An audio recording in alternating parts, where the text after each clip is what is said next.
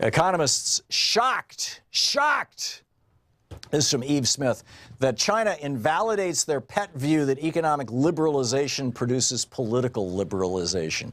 This is the sales pitch that has been given to us, that has been sold to us for, geez, decades at the very least. I was going to say centuries. I'm not, you know, I really don't think, though, that it's been centuries. I think the neoliberal idea of trade, that if all borders go away and if countries trade with each other, really took hold after World War II. It's something that Milton Friedman was selling in the 1950s. You know, this idea that, well, you know, if Germany had been dependent upon France for manufacturing some of their stuff, they wouldn't have gone to war with France.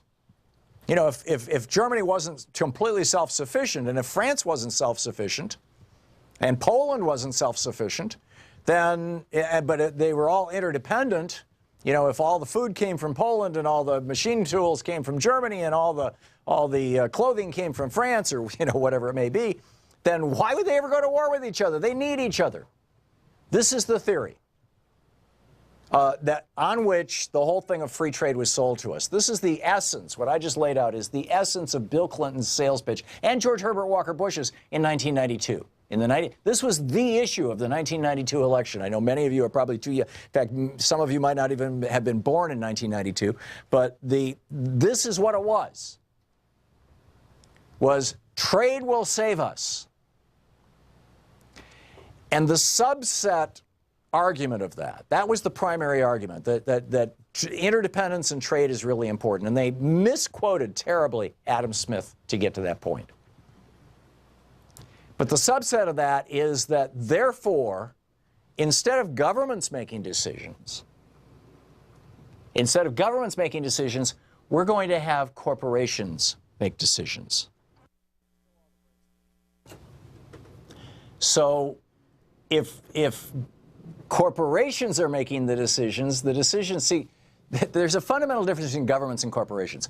The job of government is to do what's in the interest of society, of the country, of the people. That's why the Constitution starts with the we, the people. The job of a corporation is to make money, to do what's going to maximize profits. And only not do it if you're forbidden from doing it by government, which sets the rules on which business operates. So when you adopt this philosophical stance that if we trade with other countries and we go from trade, you know, before World War II, and this is the argument that was made, before World War II, trade was about 3% of the American gross domestic product.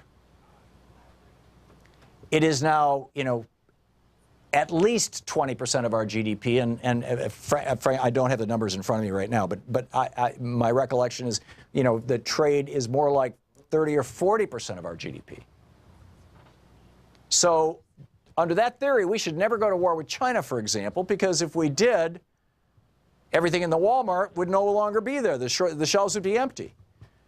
And, you know, there's a certain logic to that. But do you think that's going to stop China? It might stop us from stopping China. It prevents us from saying to China, you know, we don't think that your practices are appropriate. We don't think it's good or reasonable what you're doing, you know, with censoring the internet and creating an absolute spy culture, you know, on everybody, all that kind of stuff. But we let them do it.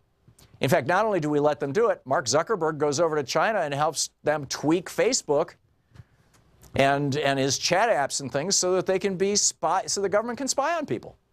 Sure, hey, it makes money.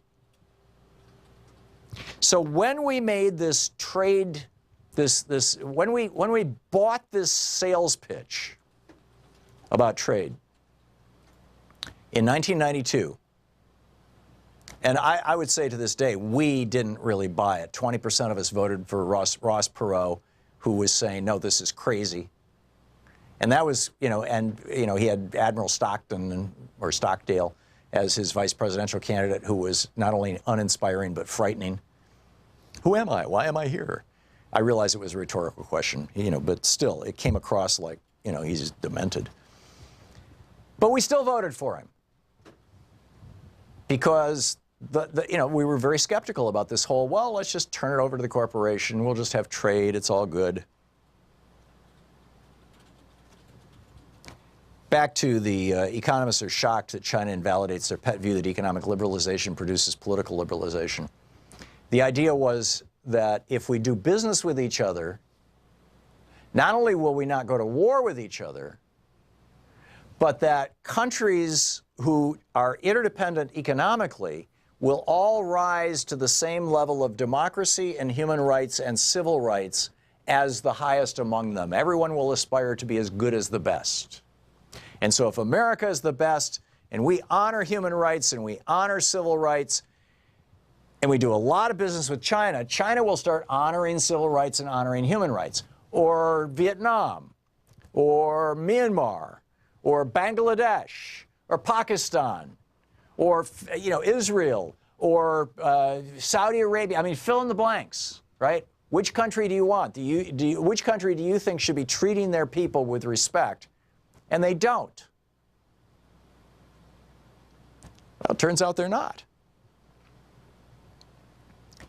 Eve Smith writes, advocates of free trade and globalization were taken aback a week ago by the assumption that China's President Xi Jinping is now the ruler for life. Wait a minute, this wasn't supposed to happen. They were supposed to become more democratic. We helped them build a $1 trillion economy. China was one of the poorest countries in the world on a per capita basis just 50 years ago, and now they're one of the wealthiest. Shouldn't they be democratic, small d democratic?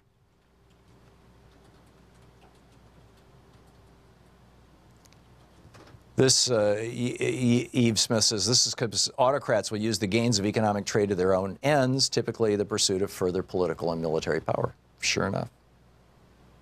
And historically, middle classes don't revolt against autocrats when they're prospering. They only revolt after a period of rising expectations has been dashed by an economic downturn in which the autocratic elite unfairly forces all of the burden onto them. And Eve Smith points out these historical facts are nowhere to be found in the economic models. And because they don't exist, they're ignored. And we can only hope that it doesn't again lead to catastrophe. She says, first let me pose a thought argument. Country A and B propose to enter into Agreement X. We have no idea at all what Agreement X is, but we know that the result will be that both country A and B will be richer by $1 trillion each and every year thereafter. Country A, being egalitarian paradise, is going to share out the proceeds equally among its 250 million people. Every person is going to get $4,000 a year, right? So two countries enter into an agreement. They both get $1 trillion richer as a result of that agreement. The first country says, we're going to take that money and we're going to give all of it to our citizens. Every citizen of the country gets $4,000. Country B says, well, I'm going to spend half of that money on the military so I can eventually vanquish country A. And then I'll take a little bit of it and I'll spread it among my people. So the question, if the United States knew when we entered into trade agreements with China, for example, and I use China because they're the example of a country that actually is large enough economically and structurally and everything else to present a military challenge to us. And they are building their military aggressively and far more efficiently than we do because they don't have corrupt for-profit defense contractors in the middle of the supply chain like we do.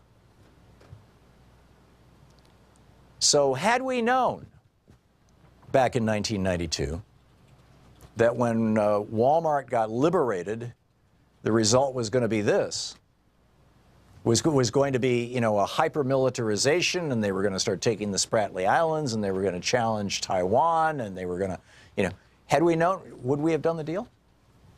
I'm guessing we probably still would have done the deal because the deal involved lots of money for corporations, and which gets us back to, my constant hobby horse, that the biggest problem that we have is money in politics because the corporations They don't care if China is an autocratic country or if Vietnam is a communist dictatorship, or the Pakistan is in bed with the Taliban. They don't care. If they can make money making cheap clothes in Pakistan and selling them in the United States, they're going to do it. So what if it's a 10-year-old who's making the clothing? So what if a family protests and they end up being executed or put in jail? They don't care. The companies don't care. You think Ivanka Trump cares where her stuff is made? It's made in some of the worst countries in the world in terms of worker rights. But hey, I'm Ivanka Trump, you know? And apparently Americans don't care because as Donald Trump is still making his stuff overseas, and people are still buying his stuff. I mean, they're selling stuff made overseas, you know, on the Donald Trump website, on the Trump for President website. I'm not talking just about his company.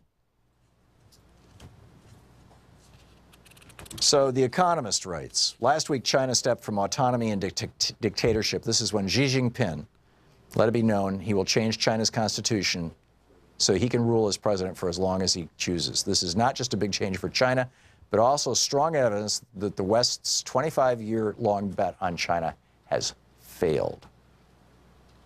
After the collapse of the Soviet Union, this is from The Economist. After the collapse of the Soviet Union, the West welcomed China into the global economic order. Western leaders believed that by giving China a stake in institutions such as the WTO, it would bind it to the rules-based system.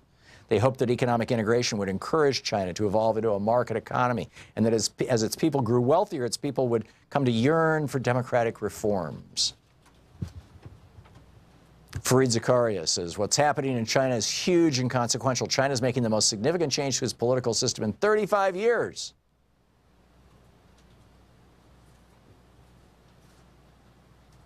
The real danger, Zakaria says, is that China is eliminating perhaps the central restraint in a system that provides staggering amounts of power to the country's leader.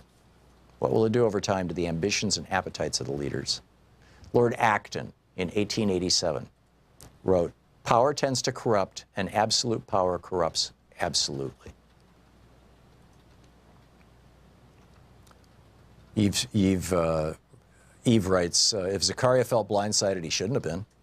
Because 10 years after Zakaria published the Post-American World, arguing that because the U.S. has successfully spread the ideas of liberal democracy around the world, other countries are competing for economic, industrial, and cultural, but not military power.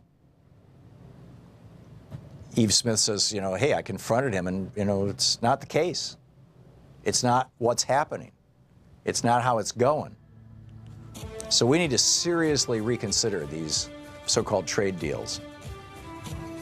Now, Donald Trump is pushing for tariffs. As you know, I'm a big supporter of tariffs. But I am of the opinion that Donald Trump is doing this all for the pizzazz of it, all for the performance of it. This is not, he is not advancing an actual industrial and trade policy. And that's what we need.